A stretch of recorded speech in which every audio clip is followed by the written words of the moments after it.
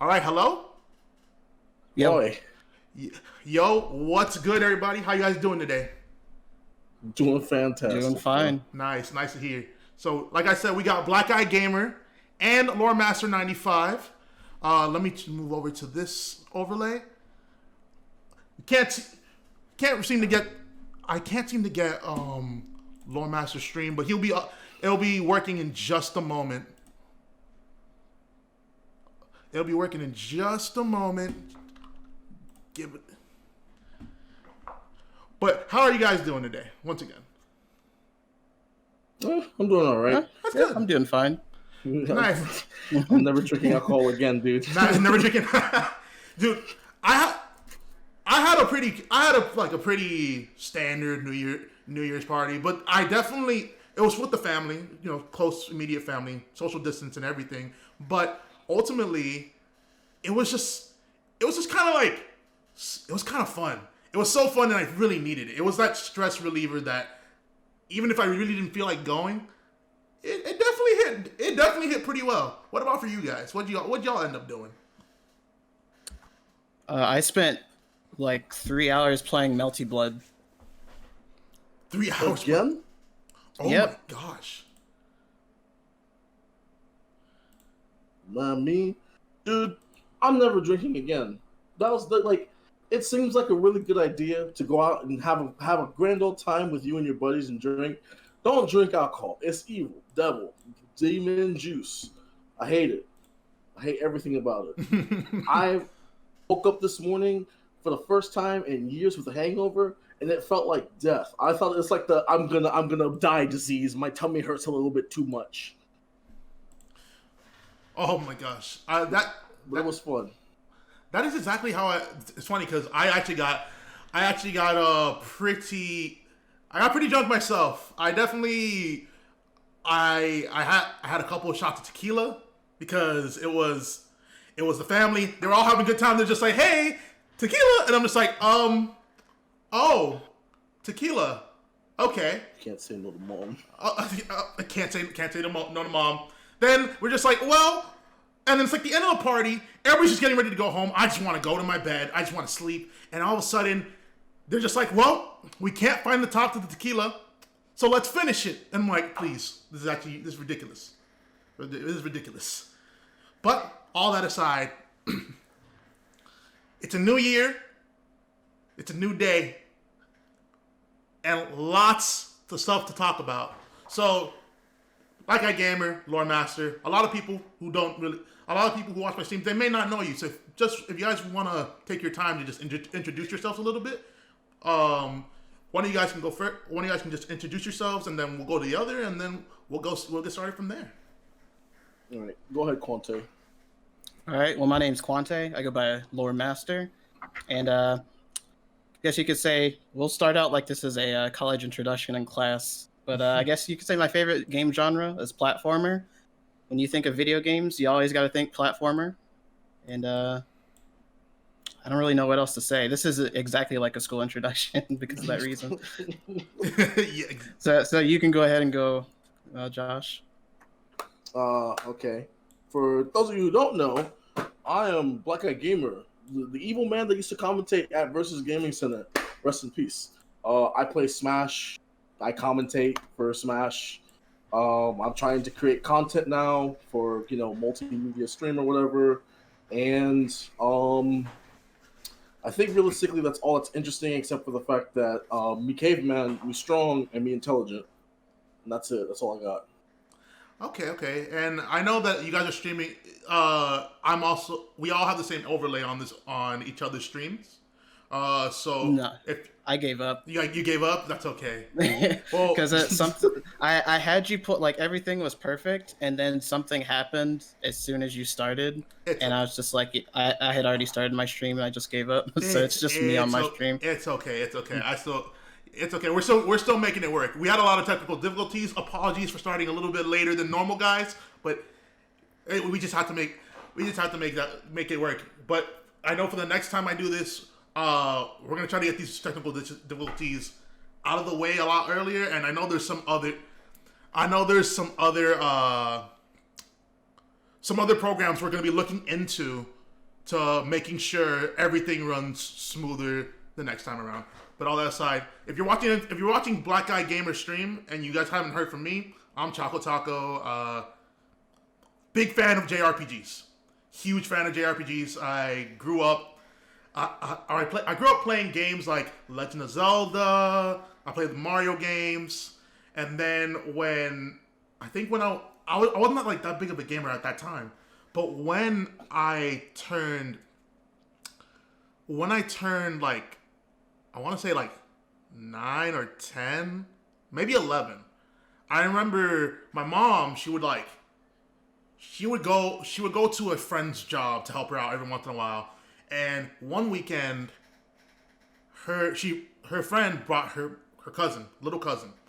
He comes in, he's in the back, and he has a PS2 playing Kingdom Hearts, and he's fighting the final boss. Mind you, I've never played this game before, and I'm just like, holy crap, this game was cool. So we start a new file, and every time I come in, I'm sitting there playing, and I fall in love with Kingdom Hearts. That's what started the craze for JRPGs for me. And then since then, I've just been a huge fan. A lot of the people that I've met growing up through high school, through middle school, high school, college, even those were people that I shared some kind of connection through games. Through games, and yeah, really exploring this love of JRPGs, this love of different genres. In college, I got into Smash. Got into fighting games. I started looking more into the genre itself. And I got invested in competing. Now, 2020, we're here. Or 2021, excuse me, because 2020, that was we'll call that the forbidden year. The slip. The forbidden year, The yeah. forbidden year. I guess if we're gonna go with a introduction like that, my first experience with video games was back on the Super Nintendo. My first game that I remember playing, I don't know if it was actually my first game, was either Super Mario World or Super Mario Brothers, and that's sort of just what I based my entire existence on, is Mario. It's my favorite series of all time, and so I definitely love that game. And the Super Nintendo, probably one of the best consoles of all time. Interesting. And I was really stubborn at first because I only really liked playing platformers. I didn't really like too much of anything else. And I didn't really start branching out probably until, I want to say, high school. And that's when I started getting into other stuff like Zelda and things that I had held out on for way, way too long. And I was like, wow, video games can be other things for once. And things just kind of branched out from there. And I started competitive Smash probably around the time that I started college too. So Smash 4 for 3DS really. And my life kind of changed from that moment on. I played for like 4 years, and I don't know how to feel about it. Smash 4 was definitely a trip. Yeah, it was a trip. It was a trip. We all came. Funny thing is, we all, like, when it comes to fighting games, we all kind of got in around. I don't know about too much about Kendall or Black Guy Gamer in this case, but I could have sworn we all got into Smash 4. Well, what? What happened? No, go ahead. Oh, I was saying that I believe we all got in through Smash 4, if I remember correctly. I met Black Guy Gamer because he was actually one of the few people I met at Versus Gaming Center when I started competing. I found out. I remember going to Versus Gaming Center early. I saw him playing, and I saw him having some FAU merchandise. Coincidentally, I was starting. That was the same year I was starting my freshman semester at Florida Atlantic University. God awful school, but it got me through. It got me through. Yeah. And yeah, that's how I met him. And I know, while I haven't met LorMaster personally, I know that he was at Smash and Splash. Yeah, I was about to say, we crossed paths. I didn't know it was you, but we've been like 6 feet away from each other probably. Closer than that. Yeah, you were probably behind me when I was playing a Wii Fit at Smash and Splash. Oh my gosh. Yeah. Yeah. Because I remember, because Josh was watching me that match, and I remember you coming up to talk to him. That's the only reason why. You had on a big ass book bag. Yes, I definitely had adventure pack. I definitely had the adventure pack. You gotta see when you're somebody who's like, when you're going out to all these tournaments, because you know the life of us like traveling and stuff like that, you gotta have everything on deck. The moment you forget something, it's over. It's over. Your whole mindset, your whole everything is just gone.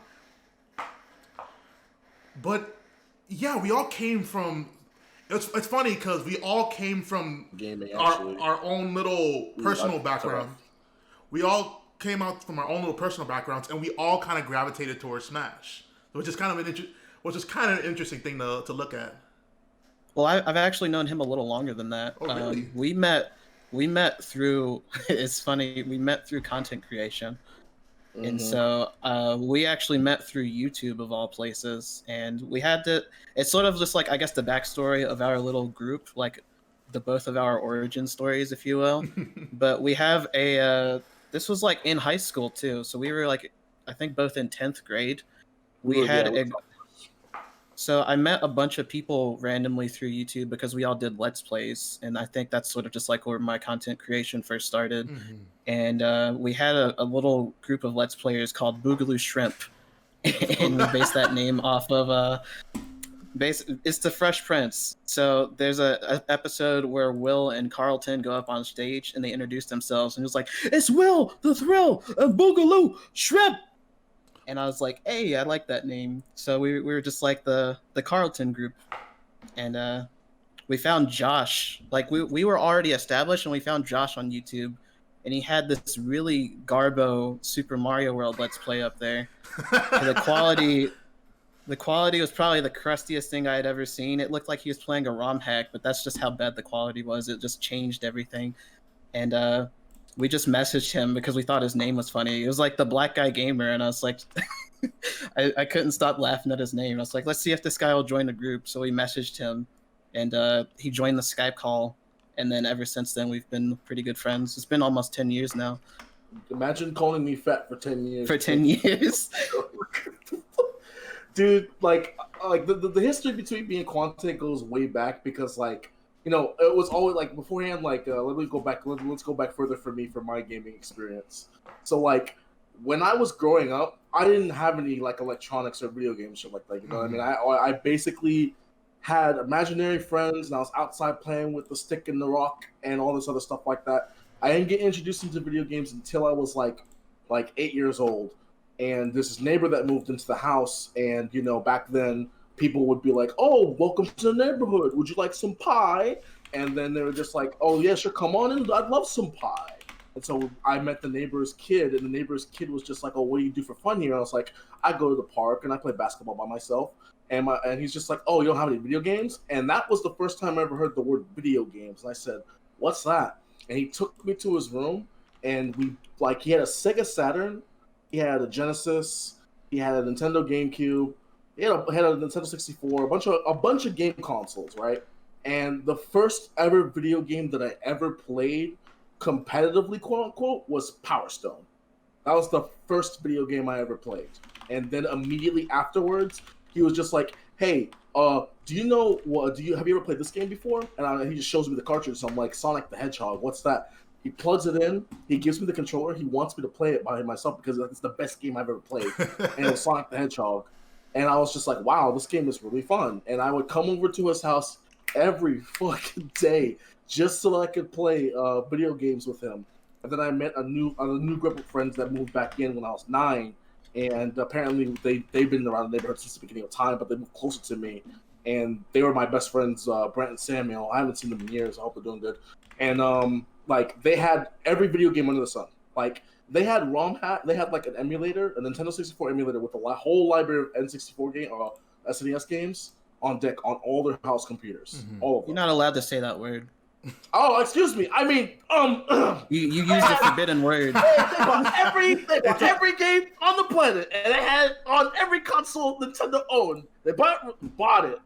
Anyways, so I basically got into gaming through my best friends, and I really didn't like we played Smash every day. We played Melee every day, but we didn't really play it competitively. We played it casually. and I didn't really learn about competitive Smash until I got into like freshman year of high school, where I saw people were competing in Brawl tournaments and stuff like that. And I was like, oh, they play Brawl for money? And I always wanted to have a tournament. I always wanted to enter a tournament, but I couldn't because there was no scene back in the day. Mm-hmm. Remember, Myron or Chemex and the whole entire South Florida region was born after I graduated, because that was when the scene started to get built. Graduated high school. Mm-hmm. I went to FAU. I'm a football player. I'm an ex-football player. I played for Shadaloo. I sold my soul, and I basically didn't have time to do anything except for eat, sleep, work out. And the little time that I did, I was just messing around. And then I got to Union, and I met Aaron, and from there it just snowballs. From there, I met AJ, like I said before, playing Smash 4. Mm-hmm. Smash 4 was my first competitive game. Me and Quante were still talking during that time period past high school when I got into Boogaloo Shrimp. And we were just talking about, like, we did do something called Boogaloo Commentary, which was just someone would play a game and we would commentate over it. I think it was a group commentary channel, really. It was a group commentary channel, but the best thing that came out of it was it was Bar's Let's Play of Majora's Mask. I watch the thing every year, dude. But yeah, no, but like you said before, AJ, dude, like, I haven't really had, like, we all sit down and we play video games and stuff like that, but having these interesting or intelligent conversations between some of my close friends and you guys is always something that I can really appreciate, and people, you know, it flexes their mind, you know what I mean? Remember that time when we went and we were talking about Breath in the Wild inside my car for an hour and a half outside of IVA? Yes, we sat in the, we legit, I dropped you off, we were talking about Zelda lore for an hour and a half.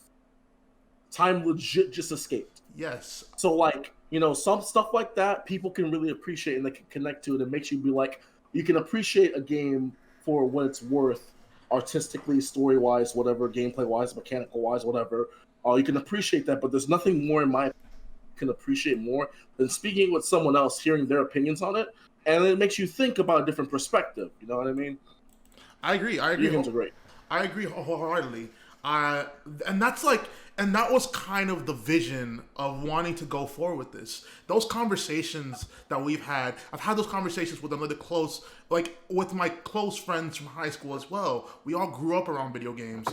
A lot of us, I wouldn't say, we didn't, I'm gonna be real. We weren't like bullied or anything, but we weren't like the most popular people to hang around with. We gravitated to people who had a similar interest. And we were such big fans of whatever genre we liked that we can make our own. We can make our own huge, like, discussion thesis on how to, like, on what we think of what's the word escaping me? What we think of the games that we love to play. Excuse me for a moment. Jesus Christ. A little bit of water is the best thing for this. Oh my gosh.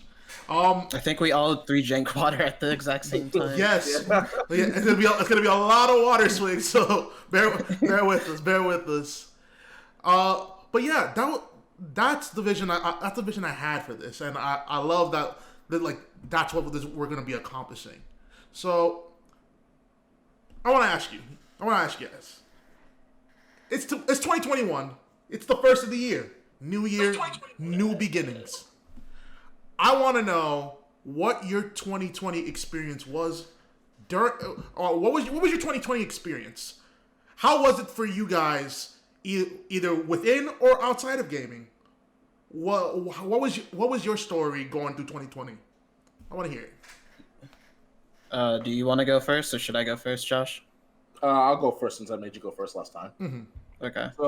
So realistically, a lot of things have happened in 2020. Realistically, I've had to move back back to Fort Myers due to the virus. I had, lost a second job and stuff like that. A lot of, negative things that came out where I had to move back home and stuff like that. But I did end up finding a really good job, and now I'm able to stream again. So it's like a little bit of a blessing in disguise. But like, the things that helped me get through 2020 the most, though, even though it just seemed like it was a bunch of shrill and unnoticed students and, like, made me feel like inadequate in any way, shape, or form, was the games I played. And I'm not going to lie, after CEO Dreamland, when Jabali paid me for commentary, I legit never played an Animal Crossing game in my life. But I played Animal Crossing New Leaf for the first time. And it's like, it's not my cup of tea. You know, people can sink years into that game for reasons that I probably don't even know about. But it made me feel at ease that I was able to do something during that time period before I moved back, where I felt like I was accomplishing things and helping people out in some way, shape, or form. Because like 2020 realistically was not a good year for a majority of people. But I mean, like for me in general, like my experience in general, like, you know, even though I was stressed out about trying to find a new job when I came back here and stuff like that, it was temporary, you know. And I managed to find a new job, and I managed to be okay at it, and it's sticking well. So I can only hope that I can continue to move forward. And it's just that, like, you know, I have to just have a mentality of, you know, I can't have a mentality of I have to stress out about the garbage that's going on right now. I have to have a short-term memory where every day, regardless of whatever happens, I can't really stress on it too much. It has to be next day or the next hour or whatever. So I don't really have to worry about that, because it's a lot of crazy shit happened this year. And it's not more so the fact that people, you know what I mean, like the virus is going on, a lot of things that happened for us in general, like me and you, AJ, where traveling was basically vaporized before the year actually kicked off, and Smash had a lot of promise for becoming more esporty through Panda Global or whatever, even though we kind of know the truth about how all that was going to anyway. But still, it felt like a very bright future. 2020 felt like it was a very bright future, but a lot of things happened. And so my experience with it was very mixed. But hopefully this year, aside from all the crazy government and the planet potentially ripping a hand in half, I can only hope that realistically what we do, you know what I mean, creating content or doing game reviews or doing these podcasts, I can only hope that, you know, we continue to grow and make more friends and talk more about other garbage that's going on. And hopefully Breath of the Wild 2 comes out this year. But anyways, yes, it's not going to. I don't feel like it is.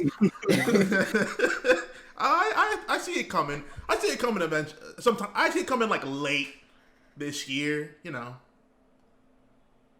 But I guess I can go. Yeah, go ahead. So 2020 was definitely, I almost want to say it's bittersweet, because it feels like leading up into 2020, I was basically just really kicking off my adult life. Like, I had just moved out, and really just going into 2020, I got a car finally, so that felt nice. Hey, and I felt like I was on top of the world for a second. Like, everything was going well.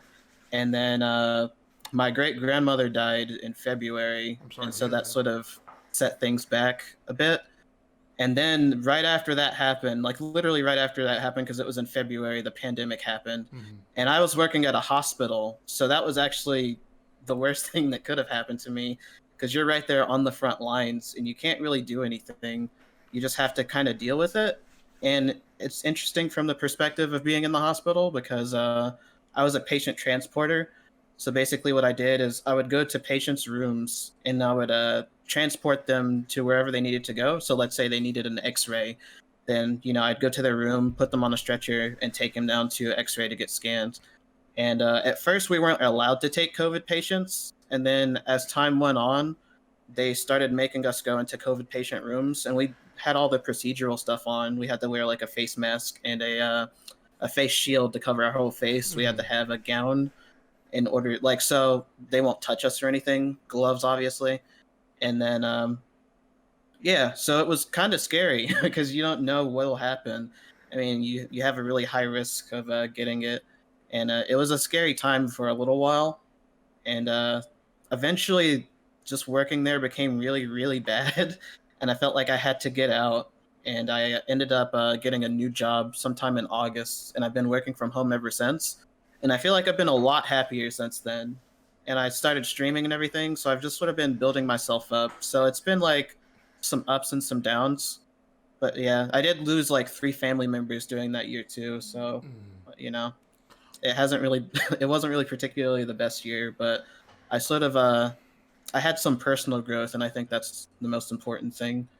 I agree wholeheartedly. I think that phrase personal, it's been about personal growth. I think that is what I feel is the most important thing from 2020. I'm sorry to hear that about your family. There was a lot. There was a lot of people lost throughout the 2020 year, but I'm glad you're you're healthy. I'm glad you're doing better for yourself. I'm glad that we got to be glad that we're all here. We're all here, and we can do things like this, and we can go forward, and we can achieve goals.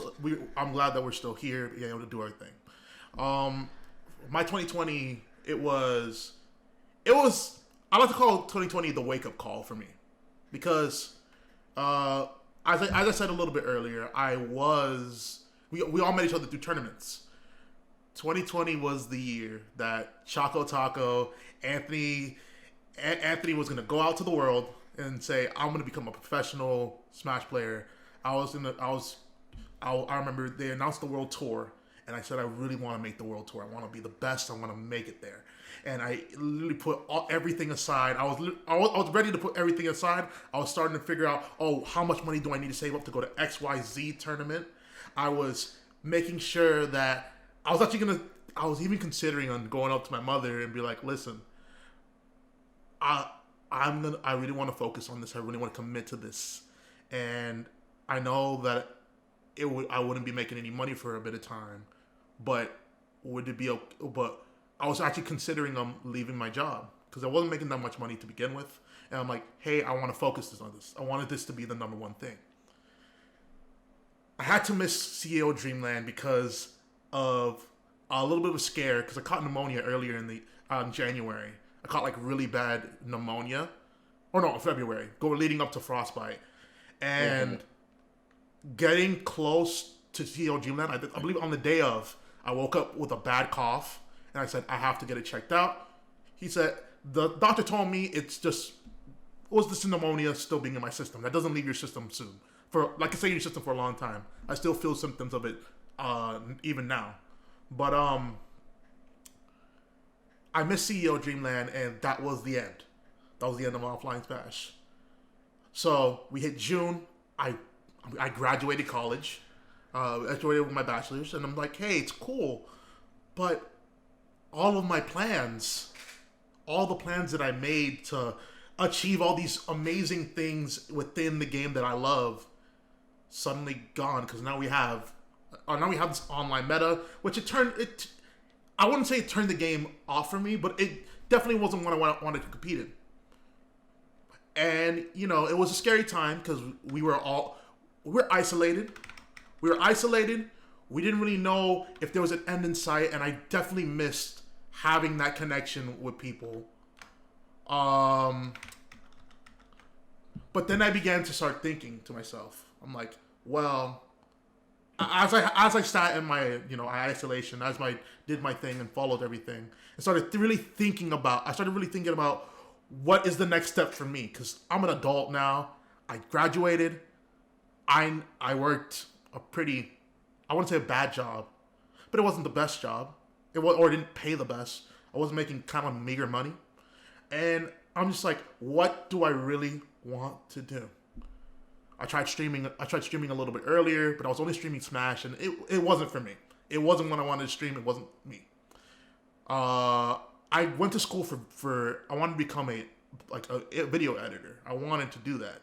I know the Adobe programs. I know everything, or I know a lot of the basics and some intermediate stuff. And I even considered on becoming a freelance video editor. And I put out a lot of I was willing to do some work, but I realized a lot of the jobs I was trying to do, they weren't jobs that I was passionate about. I was in a pretty bad financial state, but some good friends, long late night talks, drunk talks, heart to hearts that I had with different people were just like, you gotta cut the shit. You gotta cut it. You gotta make something. You gotta make something happen. And I told myself that if I want to do this. I want to stream. I want to make content. I want to do this because this is what I think is going to be fun for me. At the end of the day, I want to make money. Yeah, we don't want to be broke anywhere. but I want to do something that I love to do. So I changed a lot. I changed a lot how I thought of things. I changed my mentality to trying to be more positive all around. And you know what? Just manifesting positivity around you. That itself gets you through the scariest of times. Even when what was it, about like 2 months ago, a lot of my family caught COVID, and we did not expect to get hit by that. But while everybody was freaking out, everybody was having their little mental breakdowns, I said, you know what? If I start freaking out too, it's over. So I kept it positive, and I was pushing positivity throughout the full family. We all made it out very safely, all healthy. Thank the Lord for that. And you know, through that positivity, I was able to like really find a lot of fun in my streaming. I got to find myself, or like refine myself when it comes to gaming. Because you know, when you dedicate yourself to a competitive game, you only want to play the competitive game. I haven't played. Oh my gosh, there was such a long time I didn't get to play like a JRPG because I'm just like, I gotta practice for Smash. It was literally the worst. And now I've been able to do that. I've been able to do that and really find what I love for myself. So at the end of the day, I hated that feeling. Yes. Of like when you're playing Smash competitively and it's like the only thing that you're doing. Whenever I finally decided that I just didn't want to play competitive Smash anymore and just play something else, I was like, man, other video games exist. This is awesome. And it was just nice to have that break. Yes, I agree. I agree wholeheartedly. And ultimately, even though 2020 was the forbidden year, the year of the apocalypse, it was probably, I'm going to have to say, it was probably the most important year for me as an individual. I needed a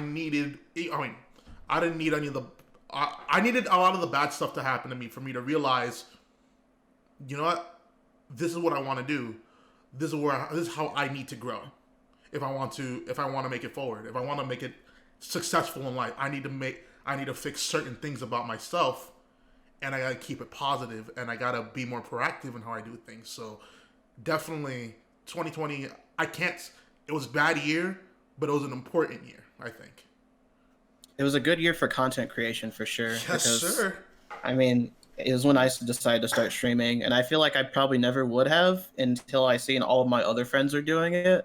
And then one of my friends actually he didn't get huge, but he got a following really, really fast. Like he got to affiliate, and he started, getting subscribers and payouts. And I was like, you know what? I'm gonna do that. And I just decided to try. I bought a gaming PC, and I did like everything that I could to get a stream set up, and I got it going. And I think I got to where I wanted to be like stream-wise very quickly as well, and I've just been doing it ever since. So it's pretty nice. Yeah, I wanted to stream ever since the pandemic hit, but because I was living with my parents for probably maybe 6 months, I could not stream at all because I was living in Dookie Land. Yes, you were. I was staying in Cape Coral, and the Wi-Fi connection there is CenturyLink, and the one below it is HooverNet or some bullshit. HooverNet.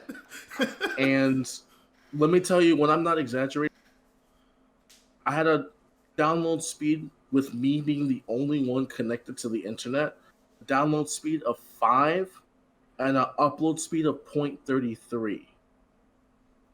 Oh my god! I could not stream anything. If I wanted to watch a YouTube video that was longer than 30 minutes, I'd have to pause the video, let it buffer for a couple minutes. Oh no! And then play it. Oh no! That was early 2000s. That was when I was. Oh my gosh! The fact that I had to use my hotspot to get in the call, to get in the call, so I could hear people, so I didn't sound like I was turning into a robot. It was terrible. And I wanted to stream the beginning. I wanted to stream too that entire time. Like during the pandemic, I was like, this is perfect time for me to just stream and make some BS, but I couldn't.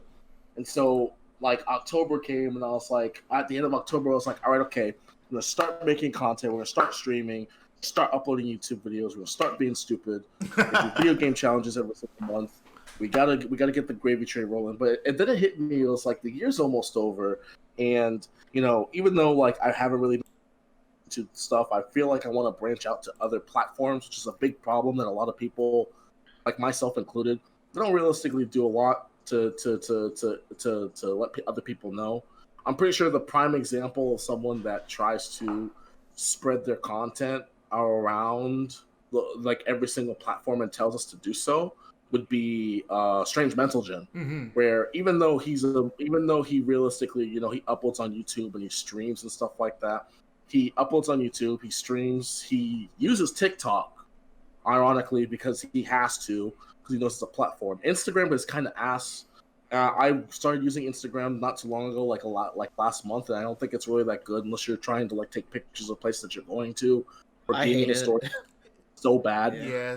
Like Twitter would be another one too, but like I'd have to use at least 5 different platforms just to get my name out to one random person, because it does work, but you just have to be consistent about it.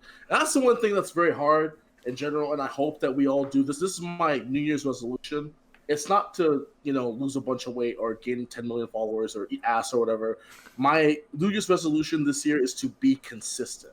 Because being consistent is one of the hardest things you could possibly do. I agree. It's not easy. You know what I mean? Being consistent at any point in time, like say you want to have a goal for uploading every single day or streaming at a consistent pace with keeping your schedule.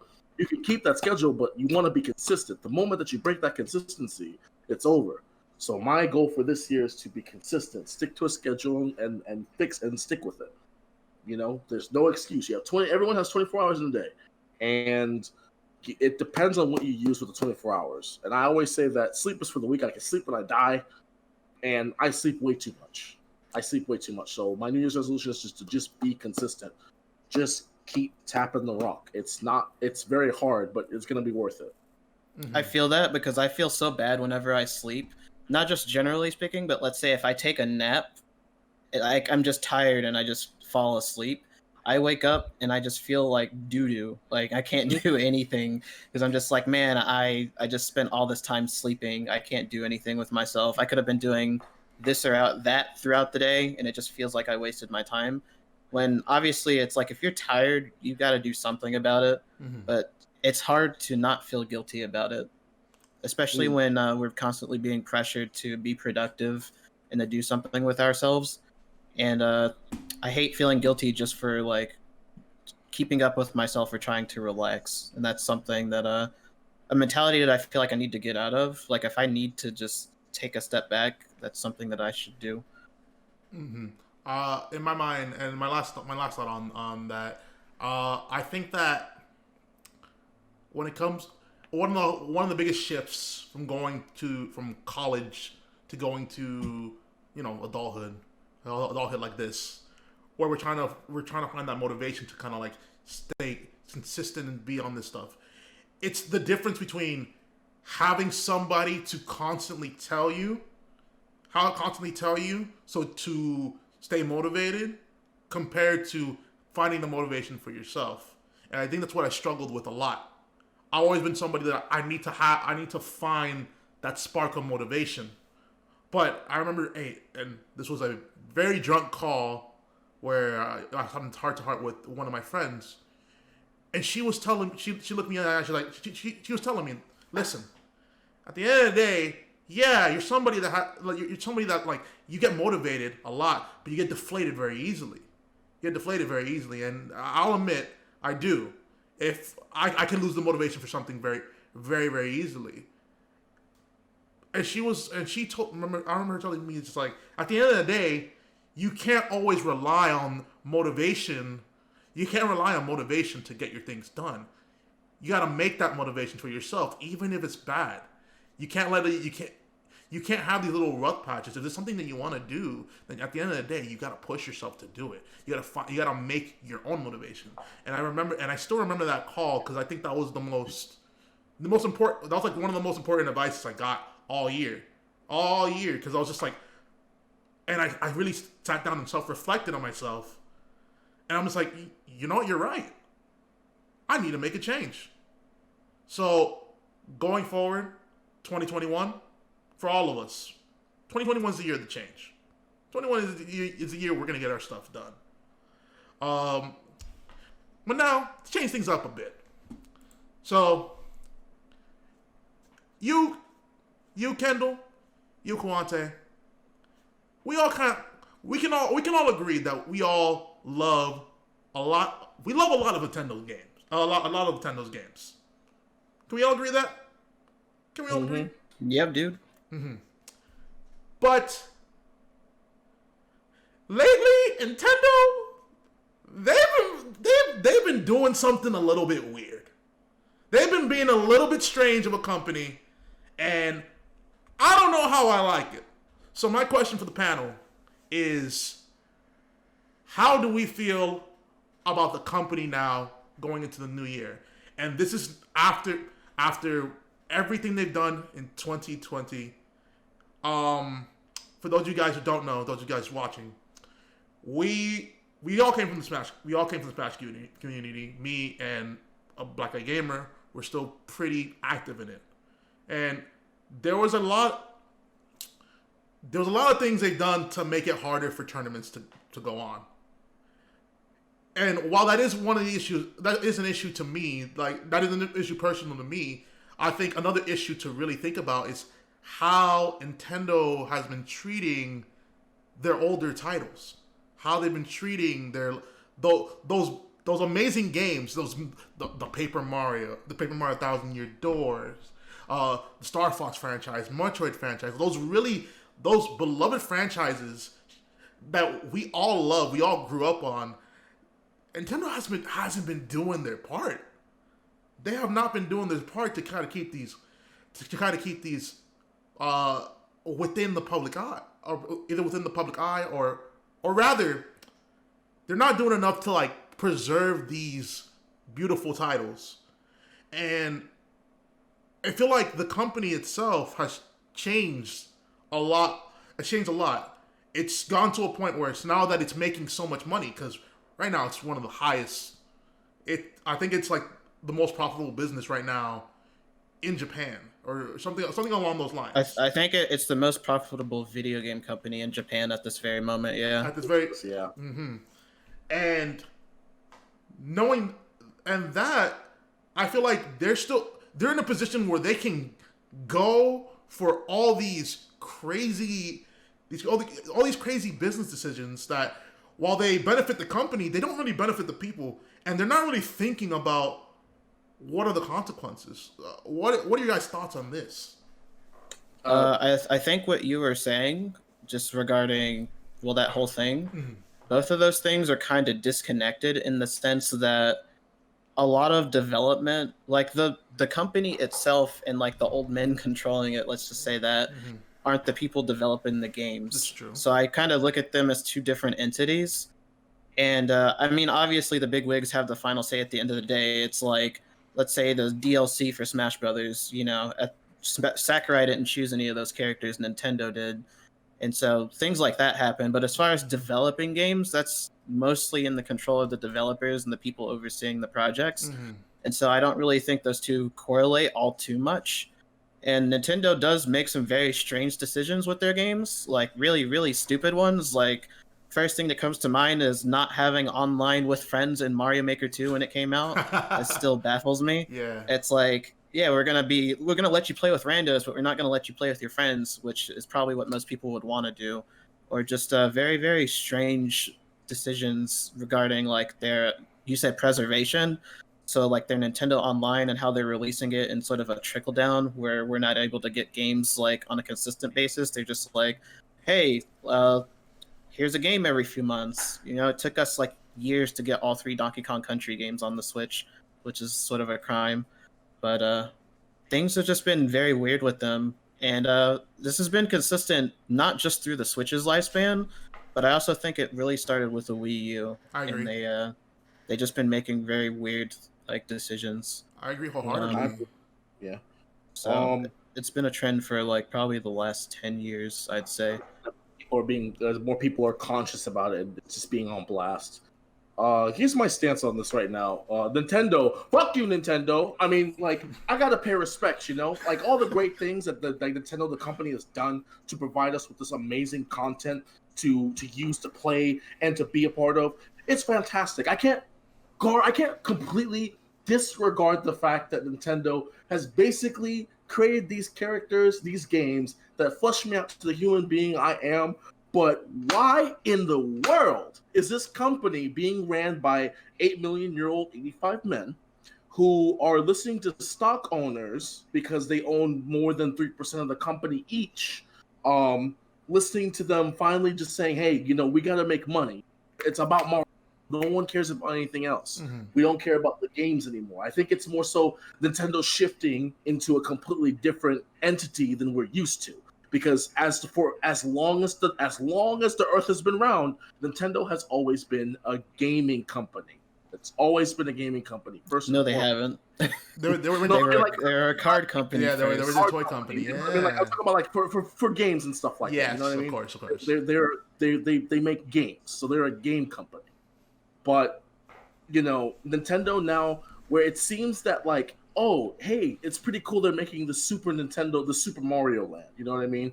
It's pretty cool that they're doing that, you know? And, like, by all means, it seems like it's pretty fair, but, like, why would Nintendo copyright strike certain games from the libraries, from main title games, such as, like, let's say, for instance, Mario 64, Twilight Princess, Wind Waker, and a couple of the selections of their top qualities? Why would they do that when it's always been like, you know, you can pay for it and buy the CD for it? Why would you copy strike that on YouTube? It's because they're probably doing something with that music in some way, shape, or form, the same way how you can't realistically see or listen to certain things on YouTube that's been owned by Disney.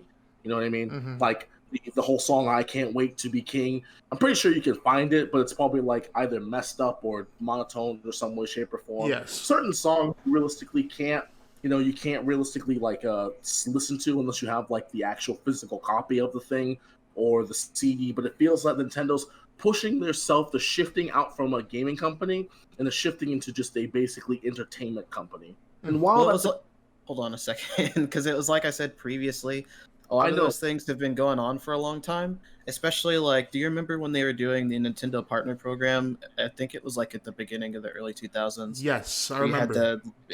You had to be like with the partner program in order to basically upload their games to YouTube, and then they got a cut of the money that you got from ads or just revenue in general. Yes, I remember that. They got a cut from that.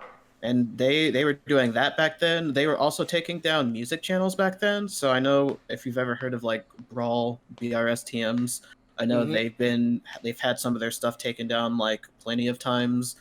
Not Silver Gunner, but Gilvasunner had their stuff, like, I'm pretty sure that channel's been taken down multiple times. Mm-hmm. And so I don't feel like a lot of what's going on is anything new.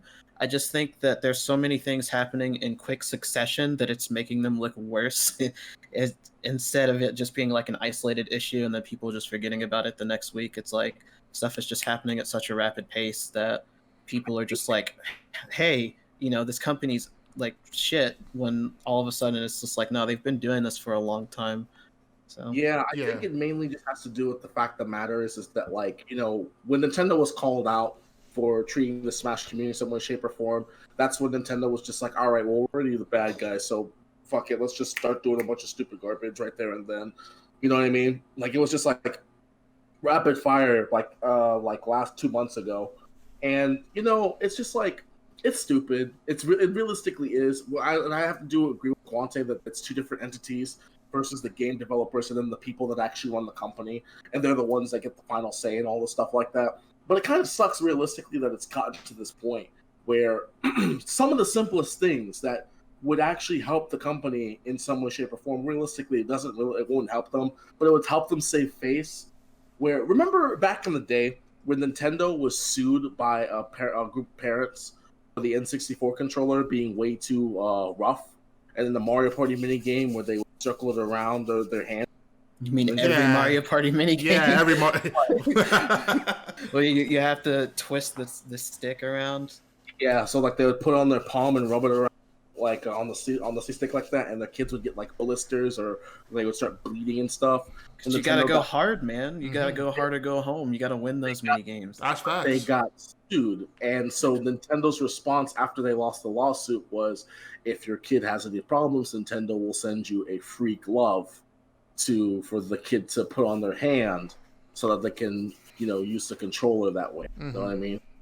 And that was just like Nintendo had a bunch of back in the day, even though it's like I said before, mostly game company had solutions for some of the actions that happened back in the day. But with after the Wii U, or when the Wii U came out, it seems that some of the options for certain things just kind of depleted. And I think we had this conversation a while back about game preservation, AJ, where we were talking about the fact of the matter is that Nintendo has a quota to make every single year. You know what I mean? They have to make a certain amount of money or a certain amount of buck a month, like every major corporation. I have to sell a certain amount of cars to be more than average productive. Right. Just like how Nintendo has to make a certain amount of money every single month versus every single year. When the Wii came out and the eShop was like sprinkling games from the NES and SNES library from here to there, and then they're just like, all right, well, let's just put on the Nintendo 64 and then push everything else on there. It was a gold mine. Like the Wii is probably like one of the most memorable machines, not because of its accessibility and some of the great games that came out on it, and the fact that it was just a completely different console, the black sheep of gaming consoles during that time period, but because at that very point in time, Nintendo, for the first time ever, re-released its games on a modern console. Mm-hmm.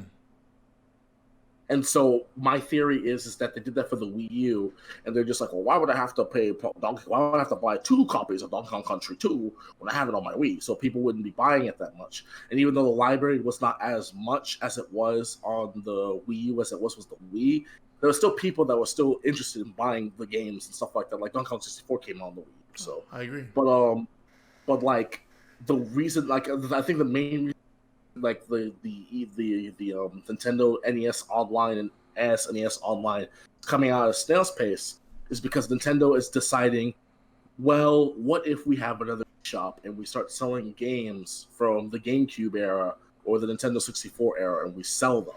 That's why that's why like the Mario 64 title, what's it called? Another prime example of Nintendo being stupid. Get 3D All-Stars. 3D All-Stars. Get your copy of Mario's Fat Butt right now before it goes away forever in 2 months.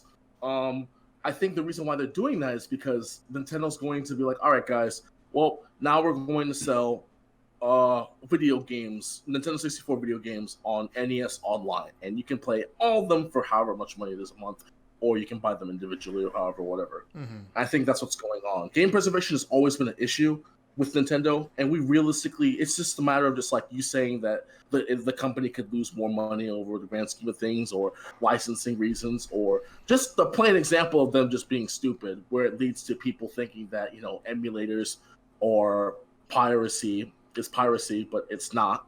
Emulation is not piracy, and there was a law. It is in Japan. Well, I'm not going to say it's piracy, but I know that the laws are different in Japan than they are over here. Because over here, I know it's legal as long as you own the game. So, like, let's use Super Mario World as an example. I have, like, multiple copies of that game, but I also have it, like, on Super Nintendo. So if I emulate it, that's technically legal. But I know that, like, emulation and stuff, I don't think it's legal in Japan. I could be wrong, but I just know that things are a bit different over there than they are here. And as for the game preservation thing, I'll just go back to the Wii U, because the preservation has always been weird, because I remember when the eShop was a thing, and you had your virtual console stuff downloaded. If you wanted to transfer it to your Wii U and have it on there, you had to still pay $1, even though you already owned the game. And I know people made a big fuss about that, but I don't think that's something that they ever changed either. I think throughout the duration of the Wii U's lifespan, you still had to pay $1 if you wanted to bring over said game from the Wii to the Wii U. And so there was still a service charge regarding that. So it's never really been that great.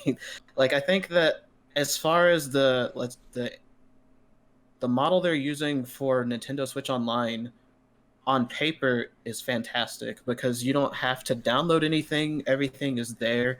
You can just open the app and then you open the game that opens in like 2 seconds. You're playing Yoshi's Island. There you go. But they just don't have anything on it. And like I said, on paper is great because you can play the stuff online. Like I've played all of like Kirby's Dream Land 3, Kirby Superstar, like any multiplayer game that you could think of. You have Panel de Pon on there, and holy shit, I love that game. I can play it online with people. Like it makes me happy to think about, and then at the same time it makes me sad because there's like, wow, there's just nothing else on here. Like imagine if they released Nintendo 64 online, and then we could finally legally play Mario Party online. Just like all three of the Mario Party games, or the original Smash Brothers on like. I mean, I know it's not the greatest online in the world, but it would just be a nice option, and it surprises me that they haven't done anything like that yet. It kind of gets me because I remember so you guys are actually much more like knowledgeable of how the Nintendo's history of preservation of games, but I look at it from when I got 3D All Stars. When I first saw that trailer, I'm like, this is what we wanted. Finally, we got it. We got Sunshine. This game was impossible to find. We got it. Mm-hmm. And they bring out the game, $60. Okay, I guess $20 per game. I can justify it. Whatever. Maybe I can make it work in my head. But when I get the game is not. Don't get me wrong. Yes, we got the games that we wanted, but it was essentially just ports of the original games, kind of touched up a bit to look a little bit better on your monitors, on your TV screens, and that's it. And that's where I was upset, because it feels to me that Nintendo, they're not putting care into, well, they don't put enough care into preserving their games. When you look back at it, each time they've brought back a game, they've never really gone the route of a remake or putting all that much time into it. It's essentially just a port. That's because Miyamoto himself doesn't really. I'm not gonna say he doesn't believe in remakes. Like there have obviously been remakes of Nintendo games, but if you look at like, I think the biggest examples we have of just like an overhaul of a game that makes it much better from the very beginning is the Wind Waker for the Wii U, and then to some extent Twilight Princess. I don't feel like it was that big of a jump because that game still kind of the visual style didn't really age well with me, and they still used the GameCube models and everything. But I feel like they made good enough quality of life changes with those two to where it felt like it was substantial. They felt and like yes, version. They felt like and then with 3D All Stars, it has multiple things against it because one, you still have the original Super Mario All Stars back on the Super Nintendo, and that was literally taking 4 NES games and updating them with 16-bit graphics, new music. Well, not new music, but updating it to the like modern consoles and doing full-on remakes of those games. And so when people saw 3D All Stars, they're like, "Oh man, we're gonna get basically a remake of Super Mario 64, Sunshine, and Galaxy." And then where could you go wrong with that? And then they just ended up being touched up versions. And they didn't really even have any quality of life changes either. Like Sunshine arguably had less because you couldn't play it with a GameCube controller, so you didn't have that feedback with the R buttons. Like you had to do something weird with the controller. It's because of digital inputs compared to analog inputs. But and then they didn't add they added it later. Like you can play with the GameCube controller now, but I don't know if it works the same way as it does on the GameCube game or not because I haven't tested it. It works the same way. It does? Okay. And then Galaxy, I don't think it needed that much done to it. I think like out of the 3 games, Sunshine got the best treatment, but I still feel like if you're gonna remake Sunshine and put it on modern consoles, there's so much about that game that's just doo-doo butter that they could have just like, I mean, to this day, that's the only Mario game that I have yet to 100%. So you could just make it so the blue coins are like easier to find, or just anything. Like there's plenty of things that they could have done to make that game more accessible. I think realistically, the one thing that Nintendo, even though if they were ports, the one thing that pisses me off the most about it is that it felt like they just slapped it together, and it just seems like the work is done. There's no more. When other collections have had other, like, let's say for instance the Kirby 20th anniversary collection, right? Not only did it have a plethora of all the old Kirby games, which were basically ports, but they actually had a gallery. You know, so you saw the art, you saw the first couple episodes of Kirby Right Back at You. You get a historia of all the Kirby games. You get a mini game inside the game, where you had the Megalo races, and then you could also do the challenges with all the power-ups, which was brand new content. Yeah, and so like they could have done that. The hell, they would have like at least give me like some kind of like, instead of like the test, give me a gallery. I would have been happy with a gallery to see some of the concept art for Mario 64 and Sunshine. That would have blown my mind. But instead, they didn't do that. It's just straight up sound test, 3 games, that's it, $60. Give it to me, I'm hungry. Because you know what they wanted you to do? They wanted you to buy this. They wanted to buy money for this. Oh man, my gosh! I don't care about that. Yes, I know, but they want you to spend your money on other things. That is They're not gonna like that is a include whole it. encyclopedia. Oh my gosh, to me that's what it is. It's the fact that they're not trying. It's not them wanting to put effort into bringing back an old game. It's them saying, "Hey, how can I make a profit? How can I make a profit off of this old title with the least amount of effort possible?" And that's what bothers me. When I compare it to other like, you know, bringing back older games, I look at I like to look at like Crash and Spyro as the best examples of them bringing back these old franchises into a new age. Now, I get that Miyamoto has that mentality of, hey, we don't want to change. If we don't want to do remakes of games because, you know, I guess it's the mentality of we don't want to lose what made those games special. But when you look at I've been playing Crash 4 a lot lately, and I've watched people play Spyro, and I'm starting to, and I see them just like, these are still the same games. They still feel the same. They still give you with that same feeling of joy you felt when you first played those games. They just work better in a modern age. Part of the reason why it's hard for me to play Mario 64 isn't because, I mean, yeah, it doesn't control the best, but the feel of the game itself is very dated.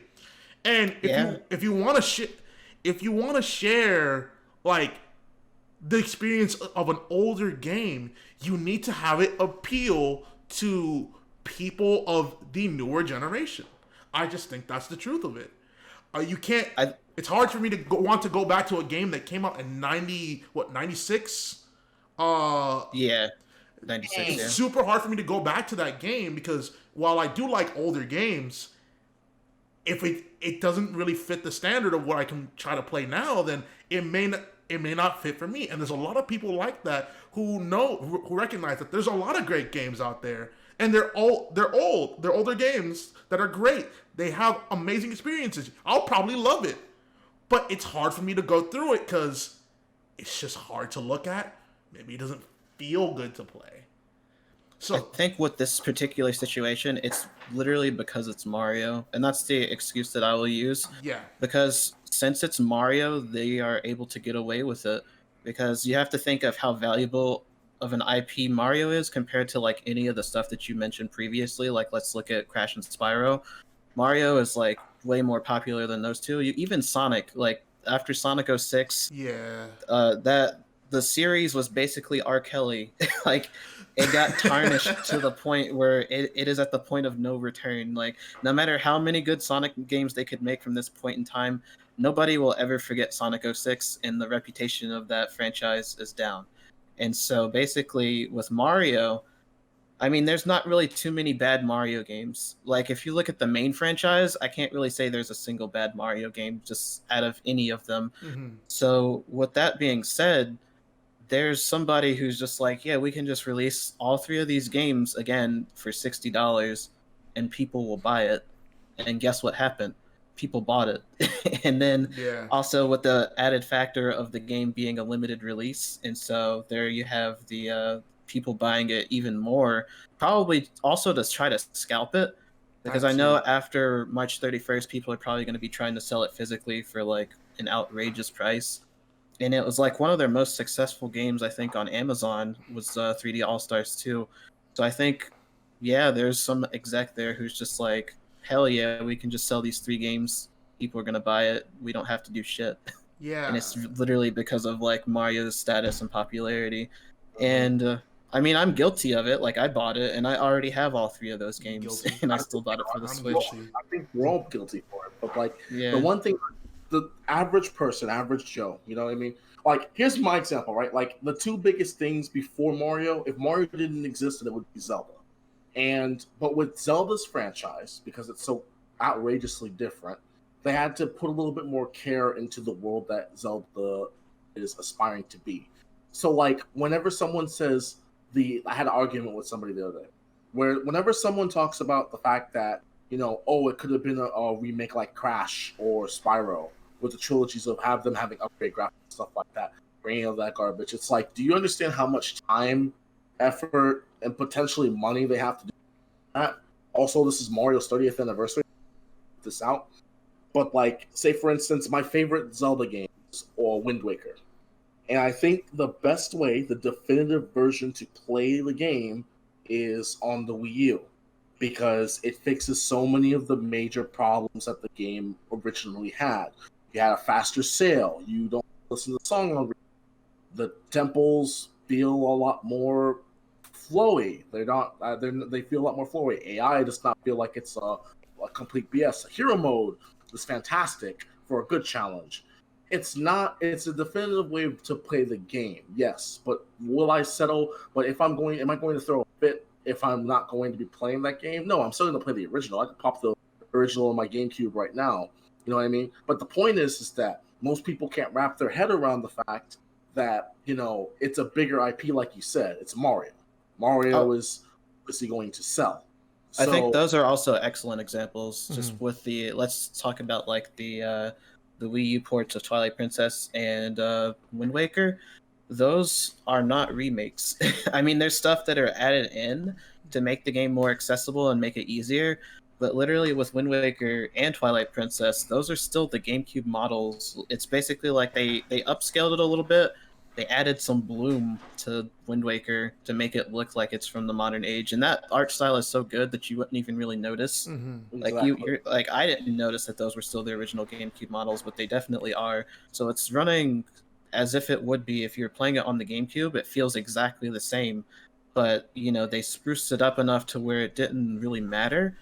And I feel like with a remake, it's not that easy when people are just like, oh, well, they could just remake this game and, you know, it'll be the same as it always was. But that's not always how it is. Look at Final Fantasy VII. Mm-hmm. Like, that game is basically marketed as a remake, and it's not.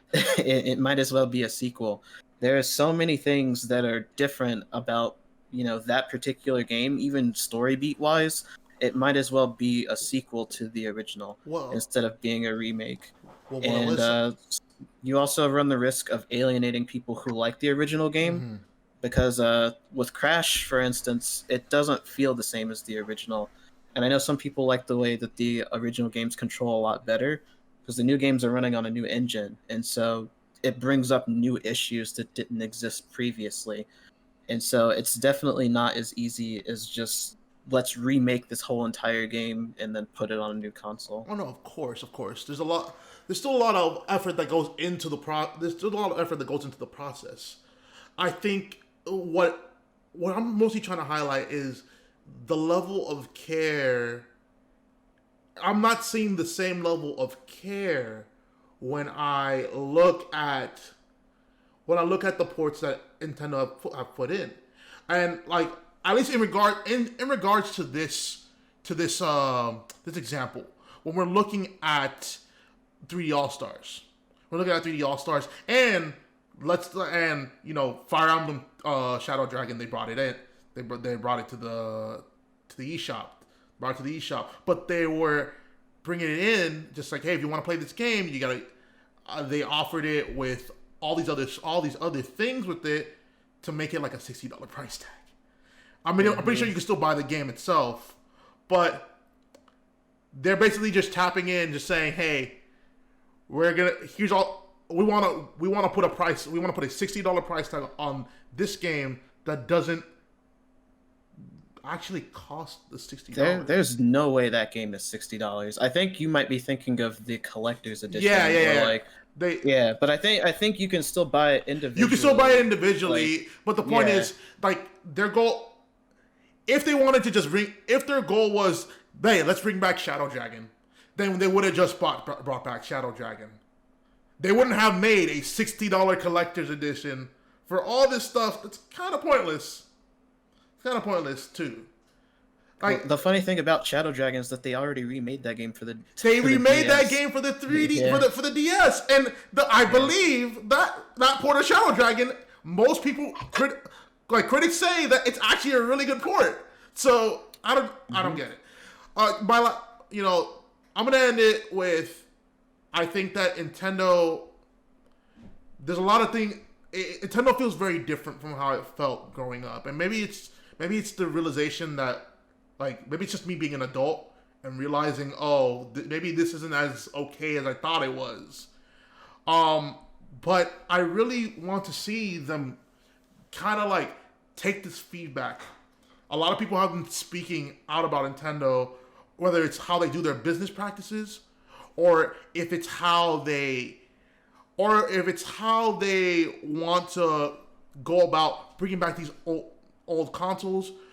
Maybe it's how they go about the DMCA. I think we're being very vocal about it, and they're taking this position where it's like, hey, we don't really need to listen to you guys because we're the company, we're the billionaires, we make the decisions, and we have the money. We have the money, and I think going forward in 2021, once we're all back, or I don't know how long it's going to take for us to start slowly transitioning back to offline society. But once we're all starting to slowly transition, well, there won't be as many people playing games.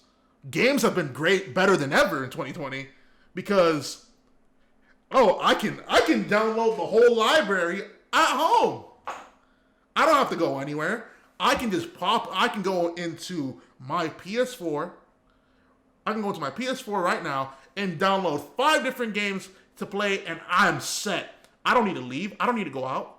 So when offline hits, or when people are back to going to their normal daily lives, it's gonna hurt. I think it's gonna hurt Nintendo, these business decisions, because people aren't gonna be buying as many games as they are now.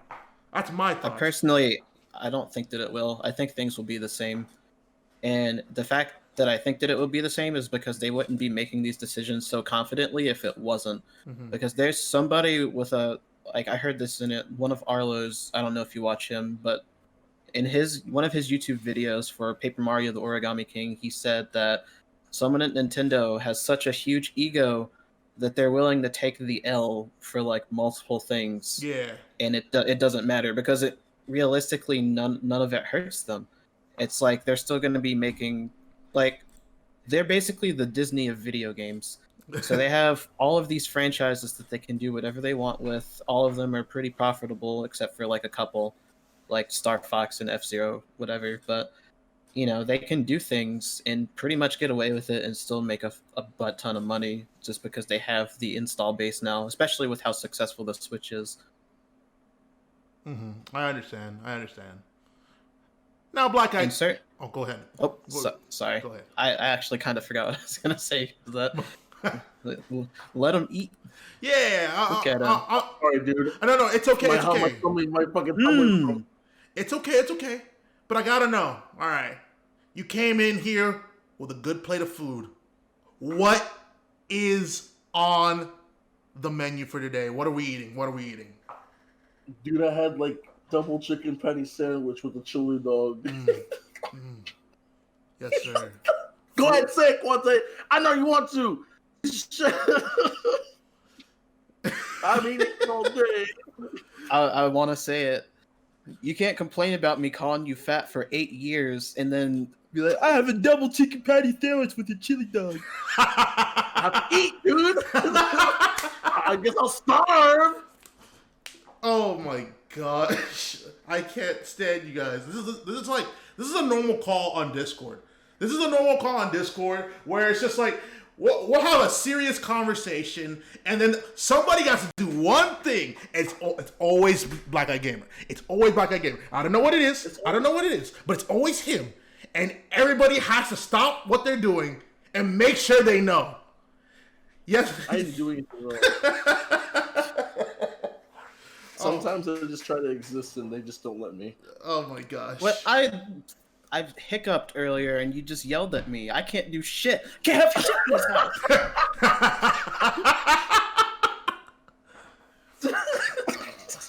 Come on, man. I can't check this out. I can't stand you guys. But on the same topic, though, like I do agree with AJ. Like it's not the same company that we basically grew up with. It's kind of sad to see. But like, I'm not gonna say anything about like the declining. But let's just say that the care for the games has been declining. Not the games. Well, this is just developer. This like not the games in general, but like when it comes to listening to their feedback. Mm-hmm. Because Nintendo is famous for going at the beat of their own drum.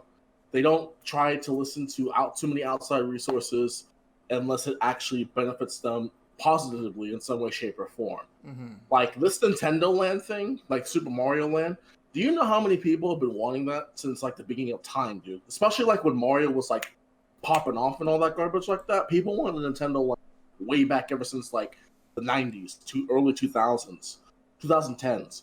People have been wanting a Mario Land forever. People have been wanting another Mario movie, like a proper Mario movie animated by a stellar studio like Pixar for eons. Mm-hmm.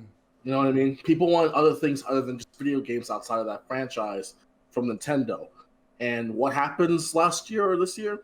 Stockholders get enough money, get enough of a percent of the thing. I'm like, hey, listen, we have a lot of money in this thing, and we want you to build a Mario Land here in Japan.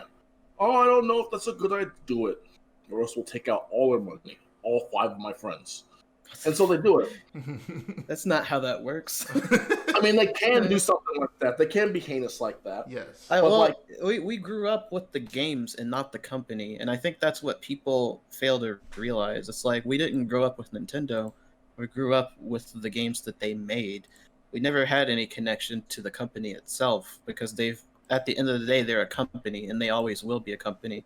Money is always going to be the number one focus when it comes to a company. This is true. And I think that's something that people have to realize. It's like Nintendo was never your friend. Mario or whatever you grew up with was your friend. Like what they made was. And as far as stuff like them branching out into doing more multimedia stuff, this has been a thing since the beginning of time, but they've always been so overprotective with their IPs that they just never let anybody touch them. Mm-hmm. And now they're finally like, there have been so many Zelda spin-offs within like the past few years, like Cadence of Hyrule, and then I think there's something else, or Age of Calamity, the most recent one. And it's like they're letting people, make stuff for Zelda, and then you also have Super Nintendo Land. There's the Mario movie that's being made, I think, in 2022. And so they're seeing like all these other franchises are, getting pretty big with all this other stuff. So why not let, our characters flourish a little bit? And I think they said the reason that they were doing that is to basically extend the longevity. Basically just make the characters like Mickey Mouse, like how everybody recognizes Mickey Mouse. You can just have that with Mario or something. But they you know? already do that though. Yeah. That's the thing though. But Like, they've only done it through video games. So like there could be a kid one day who sees the Mario movie and then maybe they'll pick up the video games. I mean, who hasn't seen or played a Mario game? But I'm just saying, like, you know, it'll attract people from different areas to play or interact with different forms of media based off of what they interact with first. Sort of like with Sonic. I think that's the biggest example, even though Sonic sucks. But that's another topic for another day, though. Yeah. Ultimately, I definitely want to see. I definitely want to see at the end through 2021 what changes that Nintendo makes. I don't think they may not make any changes.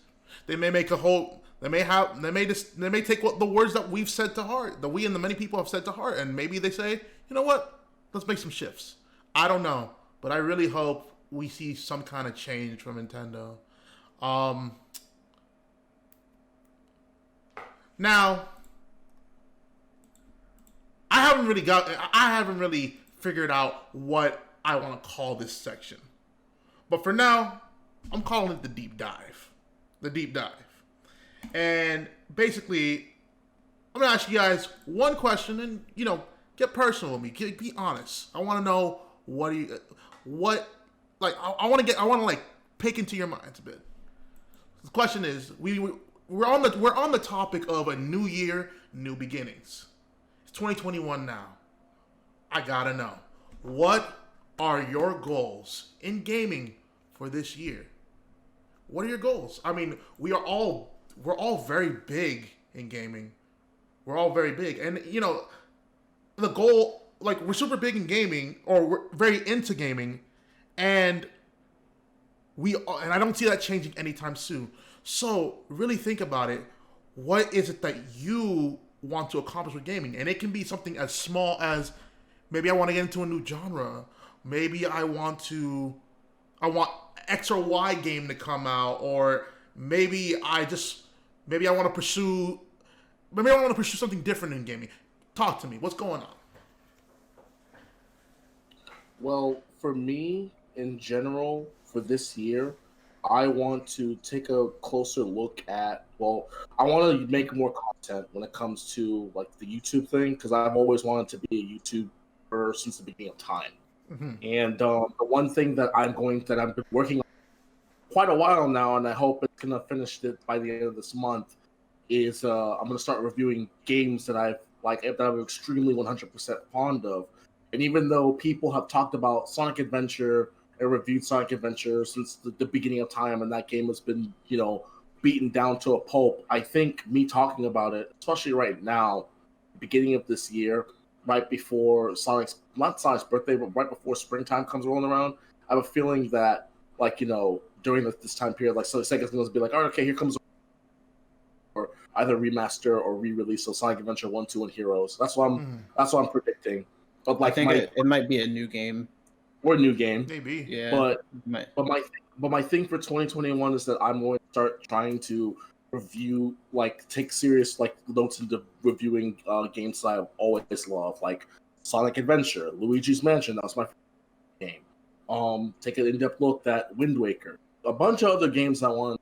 That's one of the biggest things I wanted to do, is to kick off my YouTube channel in a positive way when it comes to making content, is reviewing video games. Mm-hmm. Because there's nothing more that I love doing than just laying in bed and eating my fingy food and listening to some bean dip online talk about his story and about a video game and his experiences with it. Because even though we all know how the game plays, Sonic Adventure, or any other game that you're familiar with, we all know or how you feel about it, it's still, like I said, interesting to hear it from someone's different perspective, and you might learn something about the trivia of the game that you didn't know about.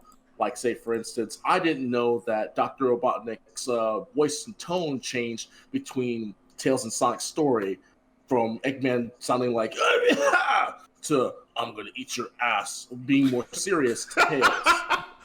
So I learned. Interesting, I never noticed. So, and it's just it's more so just the fact of that. That's what I look forward into doing, and I'm I'm gonna try to use my platform to talk about it. And then there's gonna be points in time, so I'm just gonna be basically recording for it and talking about the game and stuff like that with chat or whatever. But like a lot of people like, like especially Coney, because Coney's in the Smash community. I'm just gonna rail off right there. Coney has a lot of bad opinions about a lot of bad opinions about most games, and I feel like he does it just to create chaos. But but like he said something about Sonic Adventure being leagues better than Sonic Adventure 2. I agree. And I hate you. His reasoning was ass. I will agree with that. Like, I'll wholeheartedly agree with that. But he is right. He's just right for the wrong reason. And yes, that is the wording that I will choose for that sentence. I hate you, man. But like, it's just like it's like that's the goal for me. It's just that I want to start reviewing games, taking an in-depth look at there.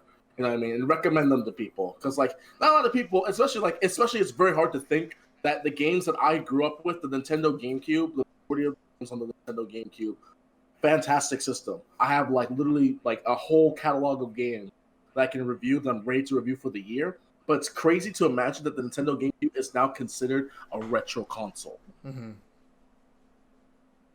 So that's what I'm looking for 2021 in gaming. Okay. And Breath of the Wild 2. Breath of the Wild 2, 100%. I'm ready for that game to come out. That game feels like a dream. That game feels like a dream, and I need it. What about? It feels like I have Genshin Impact to hold me over for that game. I know, because it's basically just Breath of the Wild again. I know it's a craving, but it's not quite there. It's not quite there. Mm-hmm. What about you, LorMaster Quante? So I guess in terms of a gaming related goal, I think mine would be to, well, I've always wanted, since we've been talking so much about Nintendo, I feel really inspired all the time to make my own game. Mm-hmm. And that's always something that I've always wanted to do. I feel like, let's just use Josh terms, since the beginning of time. And so I want to do that for sure. And I've always had ideas because I just wanted to be really proactive. I think around in 2017, I was in a really bad place, and I didn't have internet. I didn't have shit. I was just like, the only thing I had to do was play the games that were right there in front of me, and it put a different perspective on things. So I was playing Yoshi's Island. I was like, this is a really, really good game, and I just played everything that was right there. And I was like, I just want to make my own. So I just got on my laptop, and I wrote a design doc. I was just like, I'm going to do this. I'm just going to come up with my own idea and try to make it happen. And I wrote it out. I let people read it, and I was surprised that they said they actually liked the idea. And they said, well, this could be a real game if you actually put some work into it. And so I was just like, yeah, I can do this. And I've had everything written out. I've had a lot of ideas for a long time. The only thing I don't have is the skill to make it happen. So baby steps. I'm not really... Yeah, I don't really have any experience with code video game code. I'll just put it that way.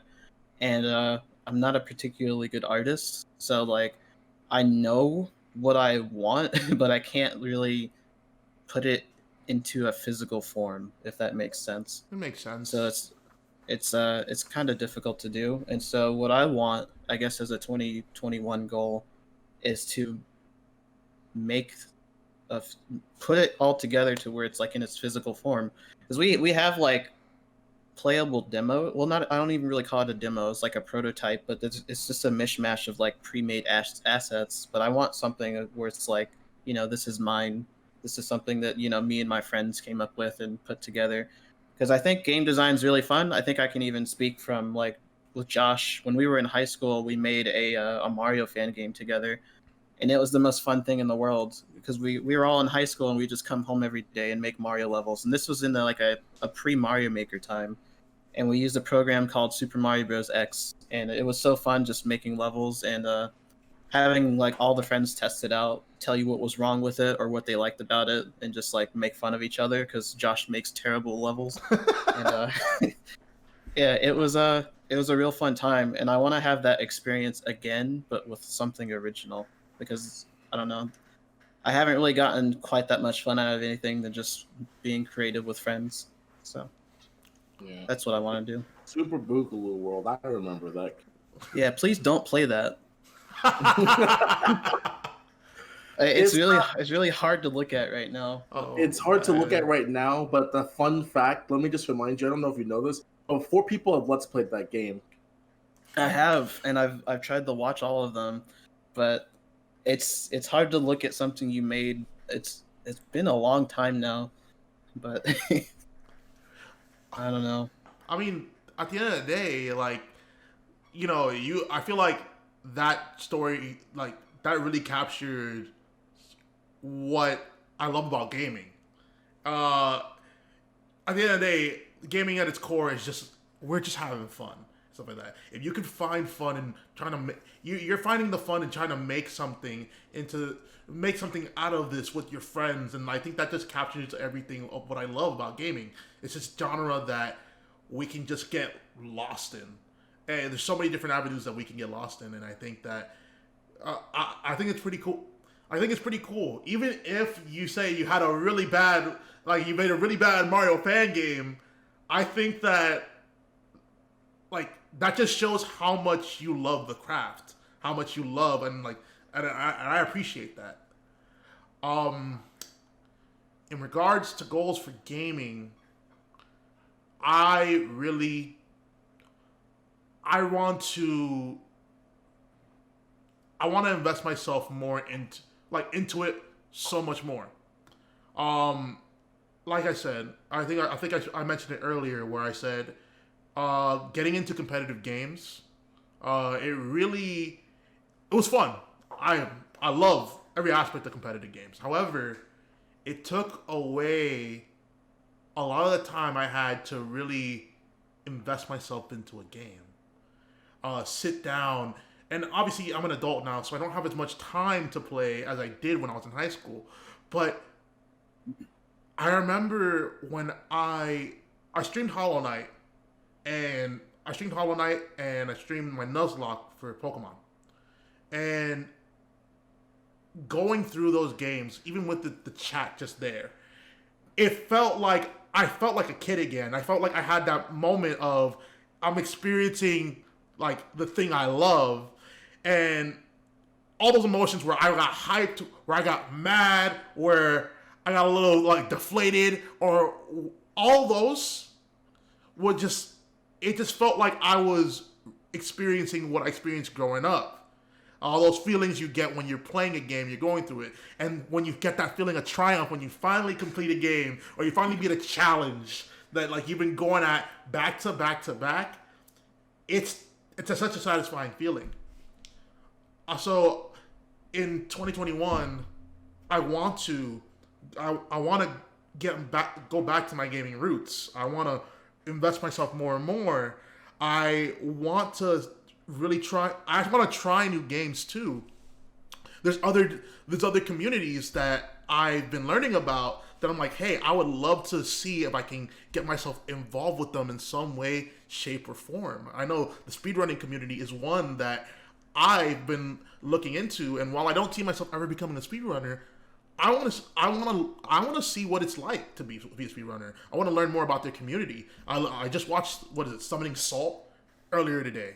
They brought out another video, and God, let's be real. If everybody in the chat is watching Summoning Salt, everybody in the chat knows, or everybody in the world knows who's watched Summoning Salt, that they make bangers.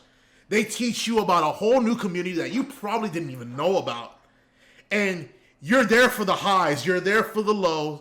It really captures all the emotions. And I remember, I think it was it was about Mario, Super Mario 2, or Mario World 2, or I don't remember what it is. But it was, they were talking about how the speedrunners were having this hard time trying to beat this time. And then eventually a runner came who found an exploit that allowed them to open their possibilities for the game. They opened all the possibilities for what the game could be. And that itself, that blew me away. I'm like, oh my gosh, that's the hypest thing ever. And it's something so simple. But, like, point is, I was able to learn about this new community, and I want to learn more about it, and I want to invest myself into it. I want to play more JRPGs. I want to play more games as it is. I want to share, and more than anything, I want to share my opinion on games as a whole. I've been playing games as long as I could remember, and it's always been something that I told myself when I was younger. Whatever I do, whatever I end up doing when I'm older, gaming is gonna be part of my life some way, shape, or form. So really exploring that and seeing where it goes. Also, Breath of the Wild 2, we gotta have it. We gotta have it. I'm excited for it too. Yes. But I agree. I don't ever really see myself not playing games. But I often think about what it would be like if I never did play games in the first place, like what kind of person I would be, or even just with anybody else. Because obviously we're all in this because of video games, not even just Smash, just like because video games brought us all together. Mm-hmm. And I think that that's something a lot of people don't see. They just see them as a waste of time, but you literally have like entire communities based on like single games or just games in general. Like people have become really, like, I've made lifelong friends through doing this. Like, you know, all the people that I've been talking to online have been people that I've almost been friends with them for 10 plus years. Mm-hmm. And then even my in real life relationships, you know, a lot of them are also based on games as well. So it's a good medium to get into, and I love the people that are in my life because of it. So I don't like you. something almost came, almost said something to you. Well, yes, you gotta let them know. But in any case, we are pretty much, we've run a little bit over. We've been a little bit over time. We run a little bit over time. I will say that this was a great conversations. I love picking at your brains. I love knowing all these different stories and really experiencing that. For that, I want to thank you guys again for coming onto the stream. Black Guy Gamer, if you have any Twitter page, any socials that you want to link, please let the chat know. Where can they find you? You can find my Twitch at Dr. Black Guy Gamer. That's Dr. Black Guy Gamer. Don't spell the word doctor, it's just DR. And you can find my YouTube channel at Dr. Black Guy Gamer. Just twitch.tv/.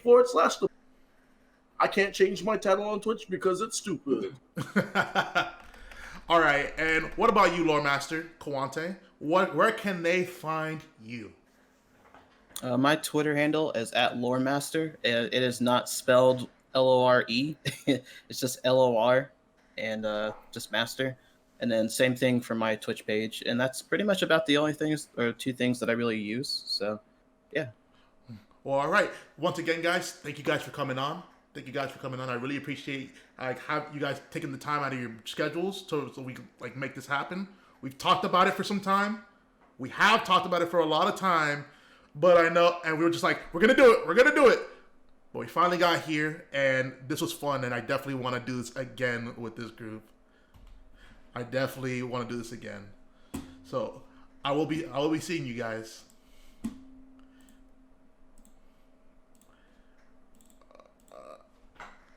All right. So that's it for the first episode. Thank you so much, everybody who tuned in. I really appreciate it. This was something that I've been wanting to do for some time. I've been wanting to get this opportunity to try this out. I've been kind of nervous, I gotta be honest, but I had a lot of fun. I hope you guys like the stuff we were talking about.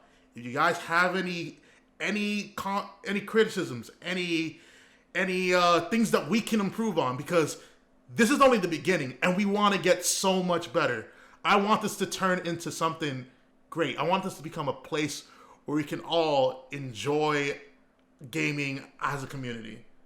So once again, thank you guys for tuning in. See you soon, and the grind will continue next time. Have a wonderful night.